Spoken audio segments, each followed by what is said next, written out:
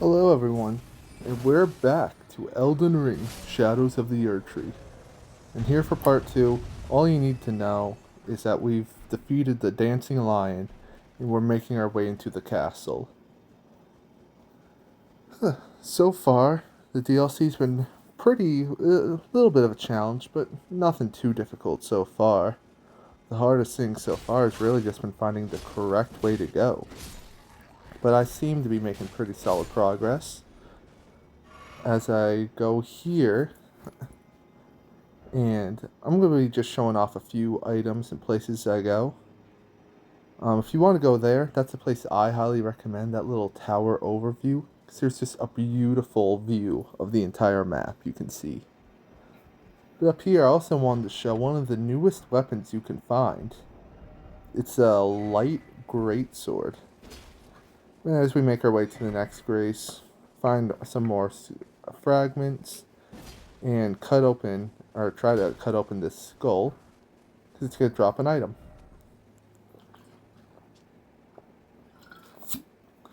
The note just telling us some more information about the lore and where to go. Nothing too important yet.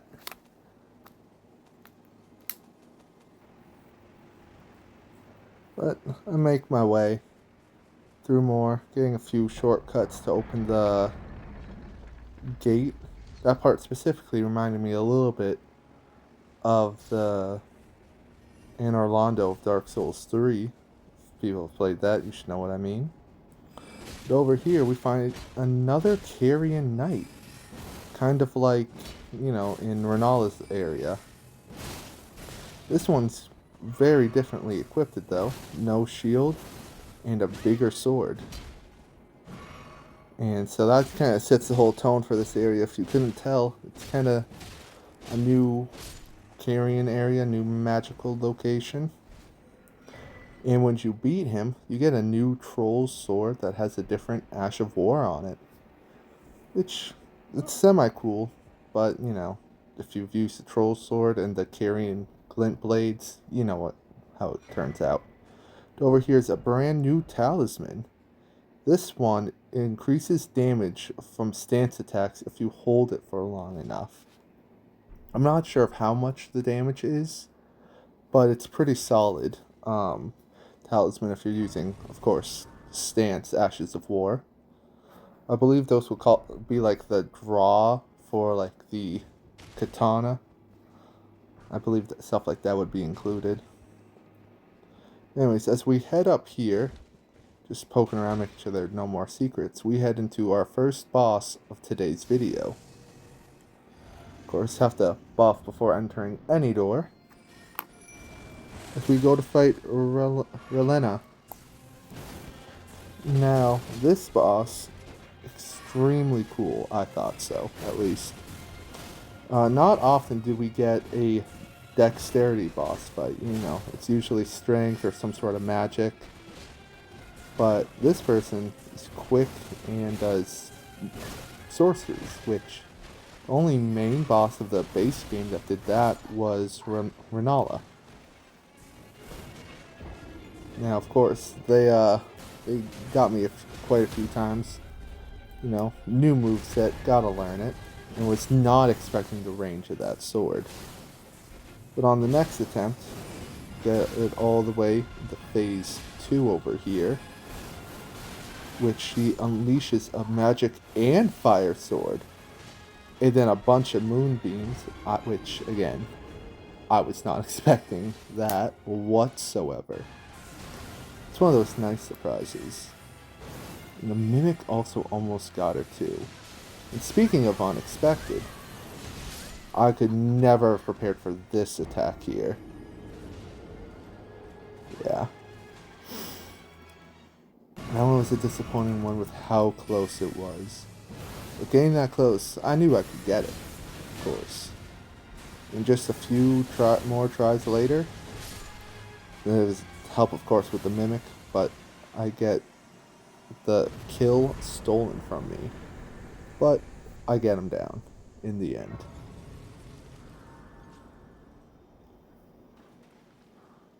And also with the remembrance bosses that I defeat, I'm also going to be showing what you can get from them, just in case people haven't made it that far or they didn't check it out and just popped it. So I just make my way back to the round table hold and try to remember where to go. It's been a little bit. But I go, and you can get either her twin swords or the twin moons. Now I tried the twin swords personally, but I think they're extremely good. But they do require a good stat spread because they're C scaling in strength, dex, intelligence, and faith. But over here, we find the one who pulled us into these lands once again. They're quite the congregation from places as far. So let's just see what she has to say. Come to blows. Were it not for the charm, kindness, this is what allows us to serve the work. Wondering about the horn scent, are you? True enough. In any other circumstance, he'd be at our throats. Long ago, Queen Marika commanded Sir Mesmer to purge the Tower folk. A cleansing by fire. It's no wonder the horn scent holds the erdtree in contempt. That aside, man is by nature a creature of conquest. And in this regard, the Tower folk are no different. They were never saints. They just happened to be on the losing side, but it's still a wretched shame.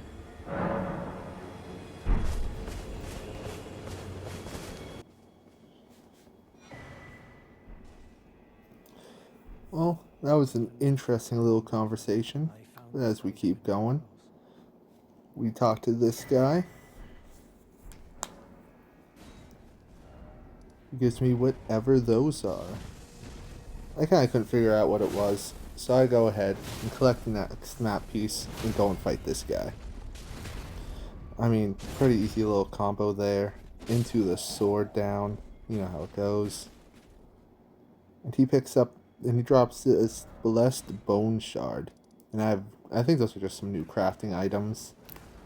But it felt really special because it was the first one I found. And I made my way to this cathedral, which I thought looked awesome. Then I started hearing this voice. And an invasion was not at all what I was expecting. And I'm sure they were not expecting to just get comboed like that, but you know how it goes. We get a new item. This talisman increases the damage we do depending on how many enemies we defeat.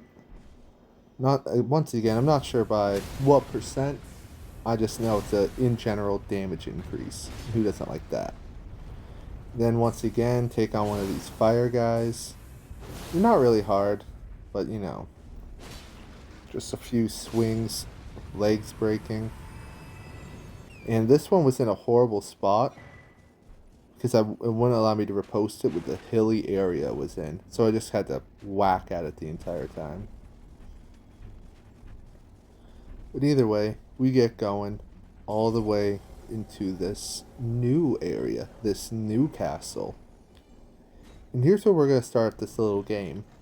I'm calling it, take a note of every time I say, we will be back here later.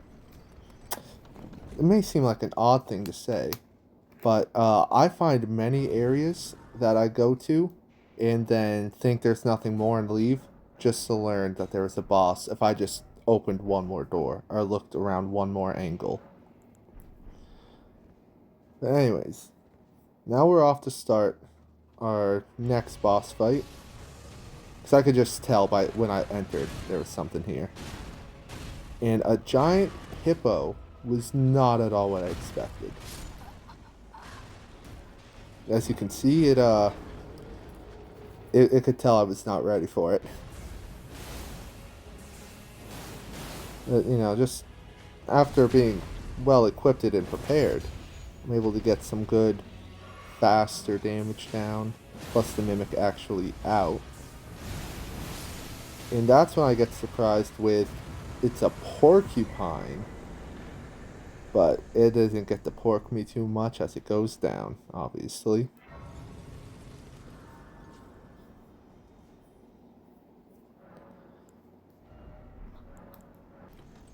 I don't get time to try the incantation with its faith requirements, but I will say it does look like quite the interesting spell to try out. Here we go into the species storehouse, and instead of going to fight the boss here, which I did not know about, we will be returning here later in the next video. So for right now, we're making our way down, all the way down, and I do like they made the elevator so much faster in the DLC, and I do appreciate that. As we're here, I get jump scared by whatever this grotesque monster is. Literally the worst thing I've ever had to look at in my life. We get an Ash of War here, so that clearly incentive to come here. Or it tells us to burn these things with fire. Either or. They're not difficult to defeat, just not good to look at. But at the end, we just keep going. And I'm trying a new build over here. I have the armor set that you can get from one of the earlier bosses in the game, and I got last episode. And I'm debating on what to use for the new twin swords, because they do actually do some pretty solid damage. Just over here I was helping some people out just to see how it was going. And yeah, I mean, it's not the most damage in the world, but the dexterity behind it's really good. Now we're leaving the castle and heading towards this kind of greenery area, the forest, best thing to call it. And now here we are across this bridge. We find this new fire guy who's making it rain. And I mean, if you fought the Red Knights, you kind of know how it goes. But this one was a lot more of a dex build than the other ones, who kind of are more of a strength-ish type. But we get his head and his new spell, Rain of Fire, which if you've seen Founding Rain of Stars, that's basically how this spell works. But here we go, and then I learned of this, well, it's not that I learned, but then I remembered, oh right, I opened a shortcut, and I thought it was weird that there was nothing around the shortcut, so I decided to head back, just to see if there's anything over here. And by chance, I found this secret little area. I fall for the message, because of course I do. I head behind the waterfall, as a true gamer would. Find this hidden area. As I go all the way down, checking both sides, I find a painting. And assume that's it. We will be back here later. We're in the forest area again. Now this area, I was really confused on where I was going. It was such a nice area to stroll through, though, actually. And, you know, it's mandatory for the game, but, you know, if you haven't gone here yet, I would recommend exploring it a lot, because it just looks very good. And there's another one of these guys, but this time in an open field, so it kind of gives you more room to play around with it. Now, sadly, the mimics are being a little not smart using a fire move against a guy in a pool. And not much you can do about that. But if you just walk past one of these, I would recommend fighting it, because when you beat it, you get one more of the erdtree, or however you pronounce it, those items that increase your attack and defense. So, it may not be your favorite thing to fight, but, you know, kinda gives you good enough reason to fight it. But on we go again, just trying to figure out where to go. Because I did 90% of all of this with 0 guides, because, you know, it was like day 2 of the game being out, so, or this part was actually day 1, yeah, so not many guides were out. But here I found something amazing. One of the Crucible Knights, but with a hammer. And this I thought was awesome, because before the DLC released, I was talking to people, I'm like, I hope they add a hammer one because they have a sword one, they have a spear one. They need a hammer just to finish the. It felt like a trio was needed.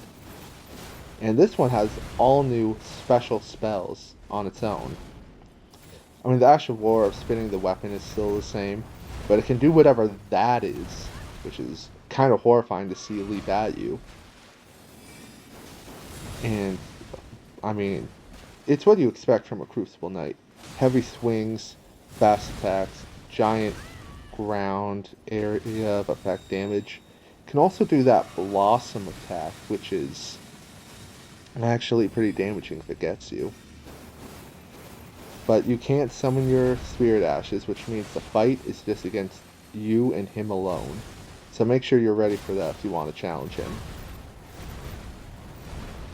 And, I mean, the boss, what you get from it is 100% worth it. Because once you defeat him and he goes down, not only do you get his hammer, but his helmet. And clearly that helmet is the best helmet in the game. I mean, that's just a fact. And also, I was using a Stake America the entire time, not knowing there was a Grace literally 3 feet away from him, which was, you know, real nice to find only after the fact. But here we get just a nice little overview before we return to that later.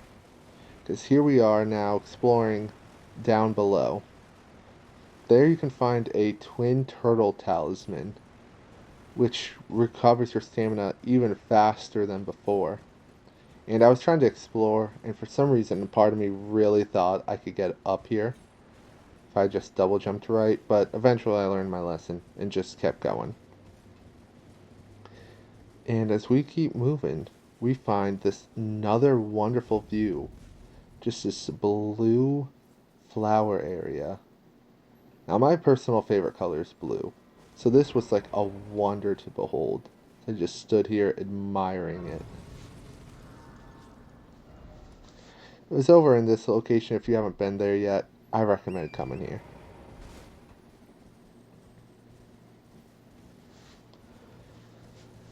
As I make my way through this open field, I see, you know, just not a whole lot really. It's just a giant open field, which it's I kind of expected to see some secrets, but then I saw the Spirit Ash summon, and that's when I knew there would be something. And of course, there was another dragon.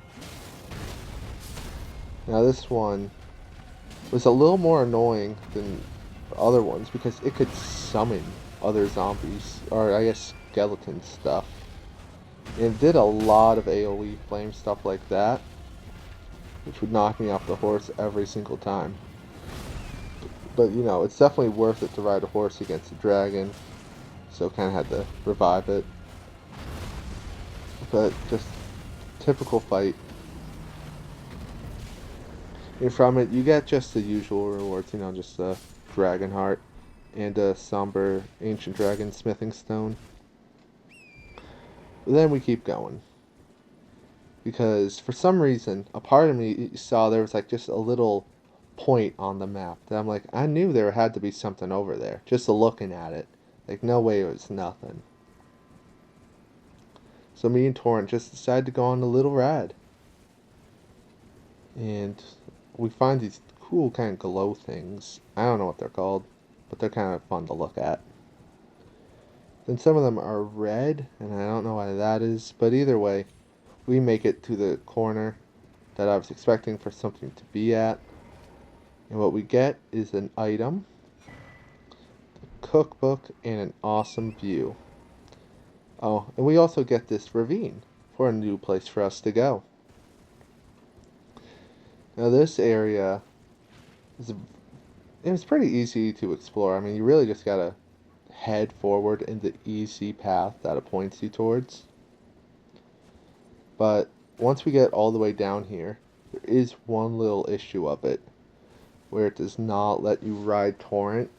So, no, I mean, I guess it's not an issue, but it's like, you know, just drags things out a little bit. That doesn't happen until you make it all the way down this.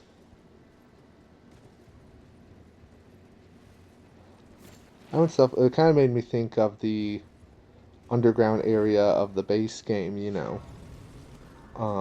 after you defeat Radon. But here we are in the Stone Coffin Fissure. Kind of has like the purplish pink kind of gas that St. Trina was associated with, so I thought it was something important.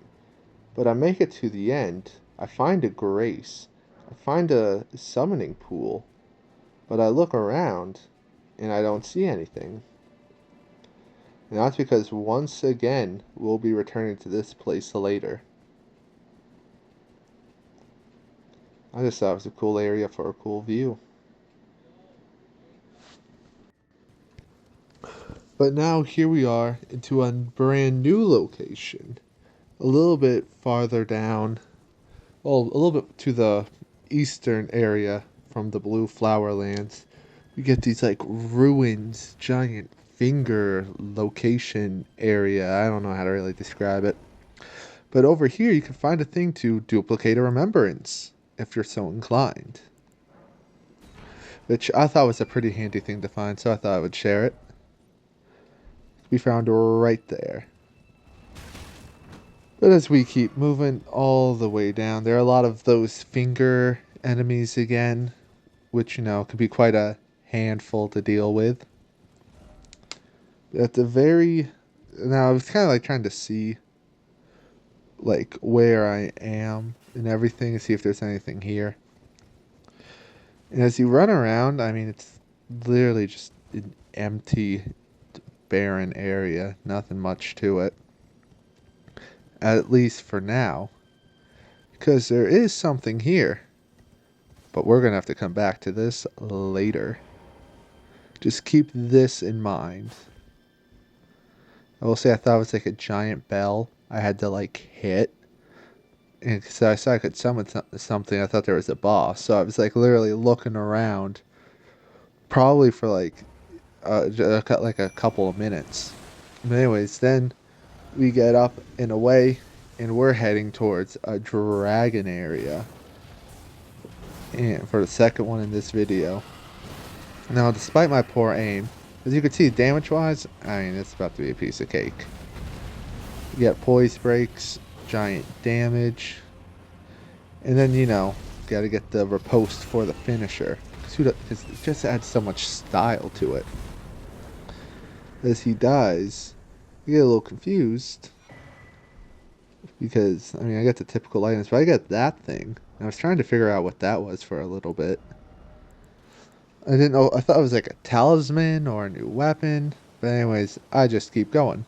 Because on the map, I see a giant dead dragon. And I want to know what that is.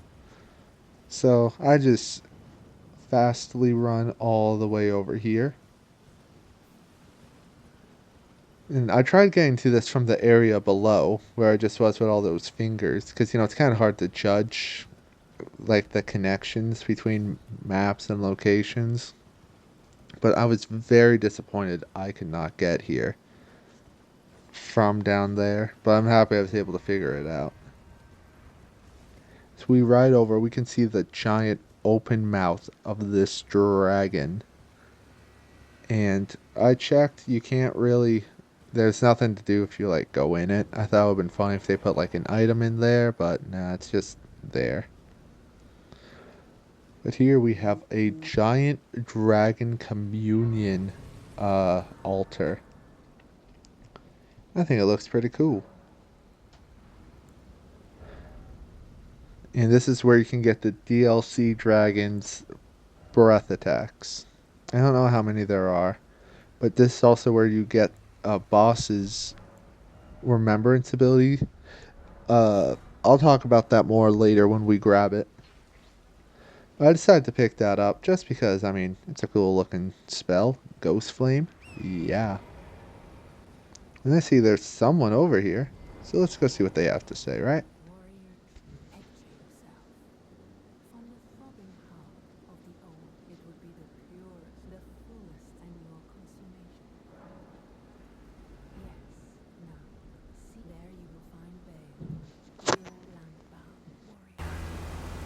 Devour I will grant you this in the name of my...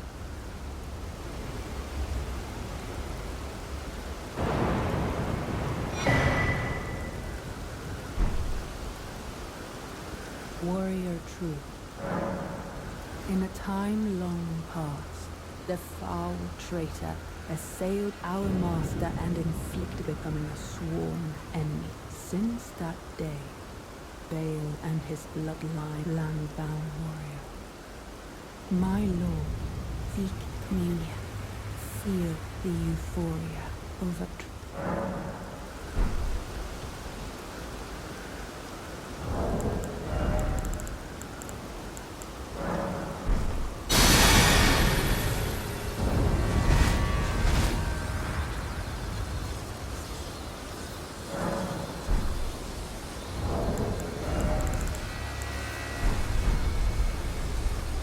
warrior. Very well. If you and seek to an eye in the name.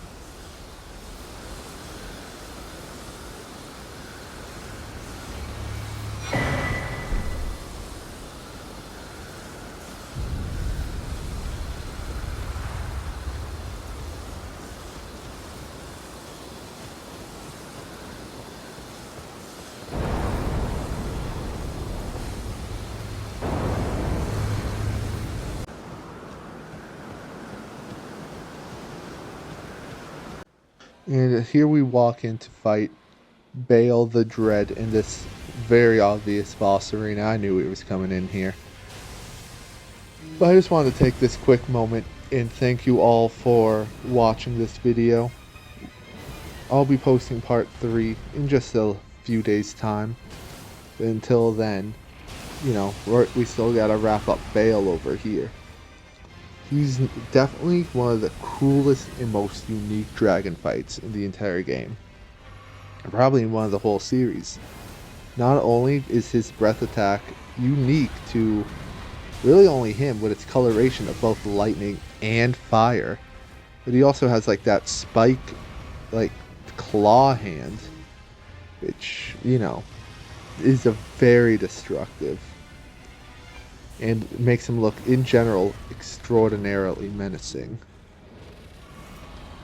Luckily, he's not a all too difficult boss fight in general, except for me dying. It's just like one of those bosses where like you gotta really learn the moves of it. As we got close here in the end, you can kind of see he has a second phase of more fire, AoEs, and lightning. And I got so close to getting him there. But the thing is, he slams down with one more breath of fire. And that's another lost attempt. But my hero got me.